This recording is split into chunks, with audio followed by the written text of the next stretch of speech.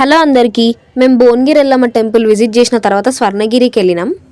ఈ వెహికల్స్ చూస్తేనే అర్థమైపోతుంది ఎంత రష్ ఉందో. అసలే ఇంకా వీకెండ్.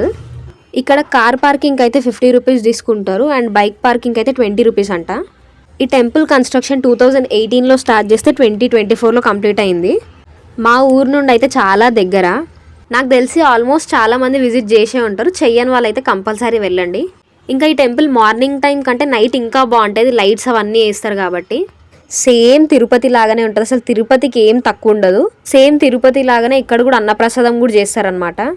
మనకైతే ఫోన్స్ అయితే లోపలికి అలవ్ ఉండవు, అక్కడ సబ్మిట్ చేయాలి. ఒక ఫోన్కి 5 రూపీస్ ఏమో తీసుకుంటారు అంతే.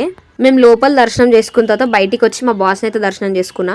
మీకు టెంపుల్ మొత్తం ఒక పీస్ఫుల్ వైబ్ ఉంటుంది. వీకెండ్స్ తప్ప మీరు వీక్ డేస్లో వెళ్ళండి, చాలా ప్రశాంతంగా ఉంటుంది. ఇంకా ఈ వాటర్లో విష్ణుమూర్తి అయితే చాలా బాగుంటుంది. మీరు ఒక మంచి ఎక్స్పీరియన్స్ కోసం అయితే నైట్ టైమే రండి. దర్శనం చేసుకున్న తర్వాత మేము ప్రసాదం కొనుక్కొని వచ్చినాం అనమాట. ప్రశాంతంగా కూర్చొని తిందామని. ఇంట్లో ఎంత ఇంట్రెస్ట్ పెట్టి చేసినా కూడా పులిహోర ఇట్లా దేవుళ్ళ దగ్గర అయినట్టు అస్సలు ఉండదు. ప్రశాంతంగా ఒక 10-15 మినిట్స్ ప్రసాదం తినుకుంటూ వ్యూ ఎంజాయ్ చేసినాం. ఇవాళ నా కెమెరామ్యాన్ మొత్తం మా మమ్మీ అనమాట. అన్ని వీడియోస్ మా మమ్మీ షూట్ చేసింది.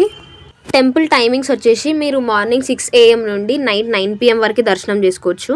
మీకు వీలైతే అన్నదానం కూడా తినడానికి ట్రై చేయండి. మాకు రోజు టైం లేదు కాబట్టి మేము తినలేదు. మాకు యాదగిరిగుట్టకు కూడా వెళ్దామని ప్లాన్ ఉండే, కాకపోతే మేము ఊరికి వెళ్ళి మళ్ళీ ఊరు నుండి ఇంటికి వెళ్ళాలి కాబట్టి టైం సరిపోదని వెళ్ళలేదు. అన్నీ చెప్తున్నా కానీ అడ్రస్ చెప్పట్లే అనుకుంటున్నారా? బీబీనగర్ దాటిన తర్వాత ఒక 10 కిలోమీటర్స్ ముందుకు వెళ్తే మీకు రైట్ సైడ్లోనే టెంపుల్ ఉంటుంది. మీకు అక్కడ బోర్డ్స్ కూడా ఉంటాయి, కనిపించేస్తుంది. Like, share and subscribe. Bye bye.